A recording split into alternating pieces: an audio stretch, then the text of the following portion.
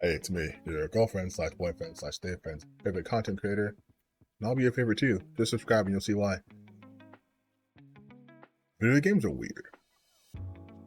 Video games are weird because it seemingly is one of the few industries out there that is always under constant scrutiny, no matter what. Because video games have to constantly evolve, whether that means in uh, storytelling, presentation, graphical power, control schemes. There always has to be something iterating, some iteration. But I feel like we've gotten to the point now where, again, barring a huge breakthrough in from the technological side of things, we're kind of it. This is kind of it as so far as performance goes, especially for consoles. Sure, down the line we're gonna have RTX 20,000s and CPUs that can rival supercomputers, but we're a long way off of that for just commercial use. The PS5 Pro is being touted as the next, I guess, seminal upgrade for the PlayStation console. And for that price tag of $700, a lot of people are like, is it worth it? I think you look at these comparisons between the PS4 and the PS5 and PS5 Pro, and it's like, even if you were the most die hard, love talking about cores and clock speed, it is such a nominal improvement. We have reached pretty good visual fidelity overall.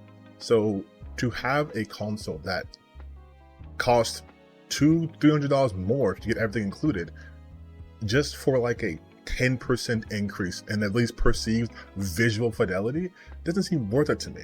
But then I started really thinking, there's a huge problem in the gaming industry in terms of perception-wise, especially from consumers, where we need to have the best graphics all the time. We look at these large development cycles for these games, right? We used to get games pretty consistently. We've had entire franchises start and end on one console. Now, we're lucky if we get a sequel within 6 years of a game's initial release. Hi, Grand Theft Auto. How you doing? How are things over Rockstar?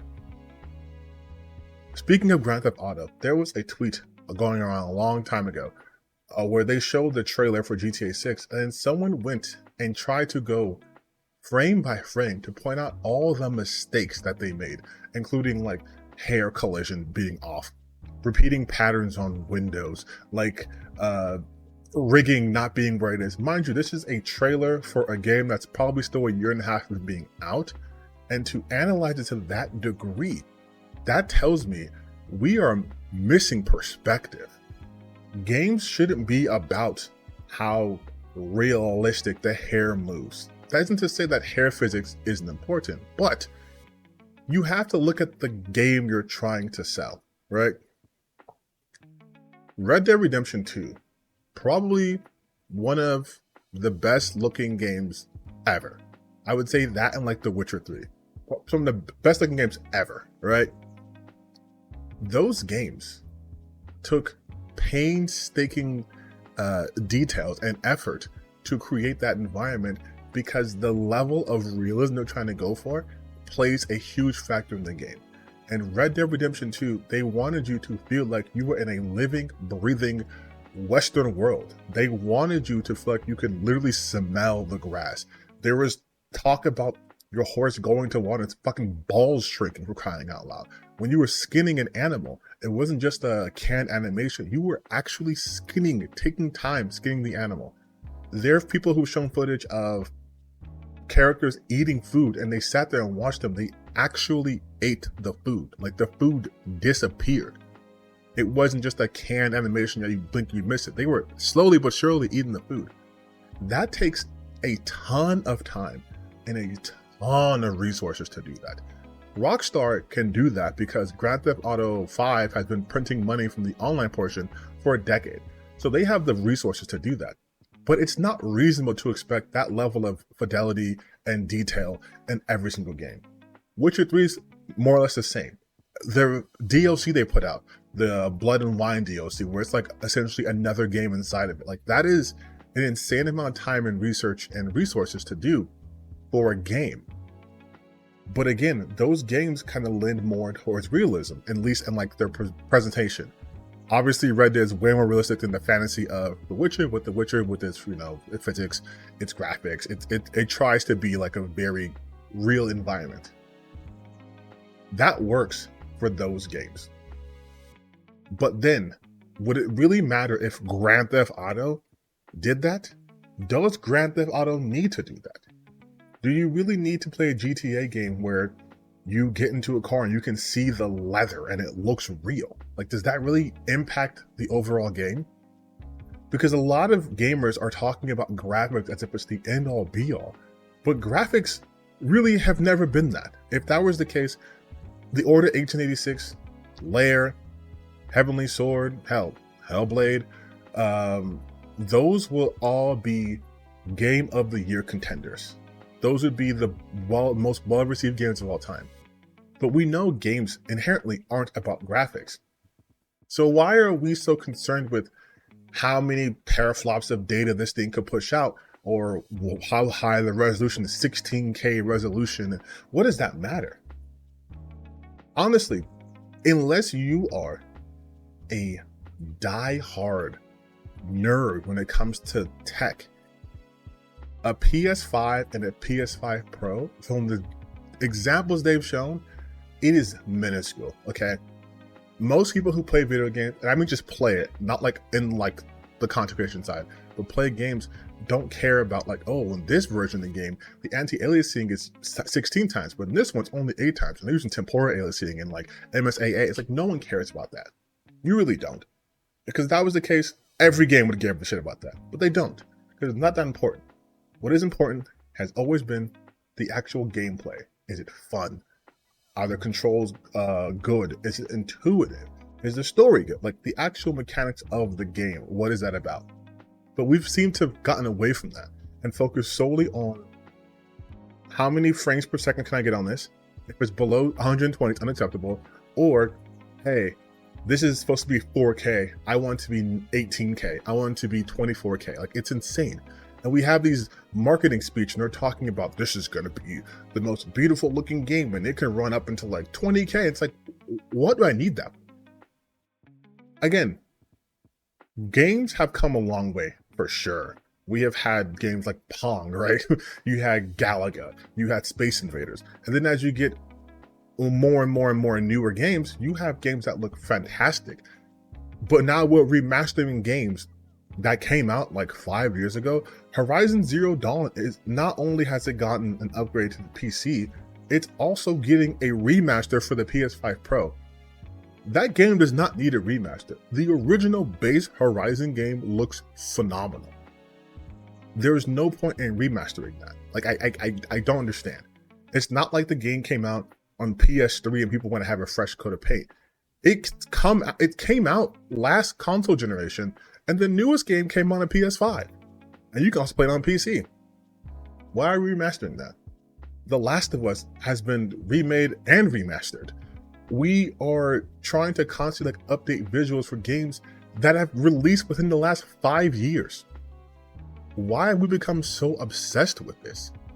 I played The Last of Us, granted on PS4, but it was the PS3 remastered edition, and it was fine.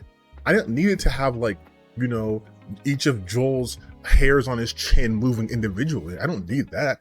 I don't need to have water reflections. This isn't Spider-Man. Yeah, if you get that reference, you're a weirdo. I'm a weirdo, so I can make that reference. Puddlegate. But, like, we're starting to focus on these things, and it's like, you guys, what are we doing? Why are we remastering games that came out a minute ago? Why do we care about screen space reflections in a game that's like Mario?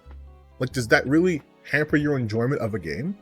Have we become so wired to just focus on graphics that we miss the actual gameplay? When I was younger, I used to be obsessed with graphics. I was like, I'm not going to play Nintendo. Nintendo's graphics suck. They can barely run in 480p, but Xbox 360 is 1080, and so is the PlayStation 3. And it's like, yeah, that's cool, you know? I was like 13. No, realistically, 2006. I was like 16, but it's 2024 now. And guess what? Nintendo dominated, still. because graphics aren't the end all be all. If anything, I would say a stronger art direction is much more important than graphics, but that is a different conversation to have for a different video. Hint, hint. I just wanted to talk to you guys about the fact that we are getting way too obsessed with, I think, the wrong things. Now, I don't think it's necessarily bad for consumers to be like, hey, I really want to geek out over this. I mean, Digital Foundry exists for a reason, but for the rest of us, for just the consumer side of things, I think it's time for us to stop expecting graphical improvements to be as large as the when you were a child. We're not going to go from PS1 to PS2 to PS3, okay? Those are huge graphical jumps. Going from PS3 to PS4 wasn't that big. PS4 to PS5 is pretty negligible. You're not going to see things in terms of graphical capacity increase.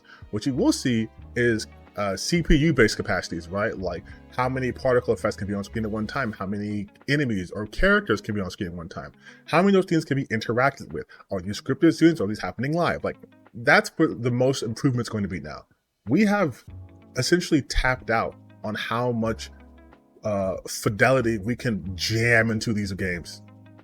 But what we haven't tapped out on is how much we can do within the confines of those games. And we're seeing that happen more and more and more. Something that's not simple because it's hard from design, but like as simple as like the lighting. The improvements in lighting we've gotten in video games, insane. We got to the point where people are using Unreal Engine for movies and TV shows. Like lighting is a huge component. A lot of people don't talk about that though. They want to talk about just like the graphics, the 4K, the HDR, but lighting, global illumination, God rays, like that's super important. We're going more in that direction. Its array is going to look as good as it can look graphically. We're now going to have to pretty things up with like lighting, all that shit too. This seems kind of rambling, I know, but I just want to talk about this because it is getting to the point where people are saying like, oh, and granted, this is probably because they're just mad that it's a woman, but they're saying that Ghost of Tsushima 2, aka Ghost of Yote, looks just the same as Ghost of Tsushima. As if Ghost of Tsushima looked terrible at all, and it was a game that came out 10 years ago, and not a modern game. If you don't believe me, I would say from last 10 years, so I would say like from 2014 to now, most games, you couldn't really place, just from a visual standpoint, what year they came out in. Because things have not improved that much from, again, graphical fidelity point. They've improved in lighting and, again, another, like how many things can be on screen, yada, yada, yada. But as far as like graphics go, they have not improved that dramatically. And we're going to see diminishing returns even more so because we have tapped out. Unless there's a huge breakthrough, we're tapped out. And the next breakthrough will probably just be, we just have real people in games. We've been able to video a real person and now they're in games. And I know we have technology for a long time ago, because like in Mortal Kombat, whatever, but it's going to be better now. Like that's the only way I see it becoming like super realistic. And even then, I don't know if that'd be worth it. But again, that's a different video for a different time. This is me just talking to you guys about people being weird about graphics. At the end of the day, like, you can tell what's going on. I don't think we need to have 8K graphics. I don't know why that's being pushed so hard in the gaming industry. Okay, I'll see you guys next time. Bye.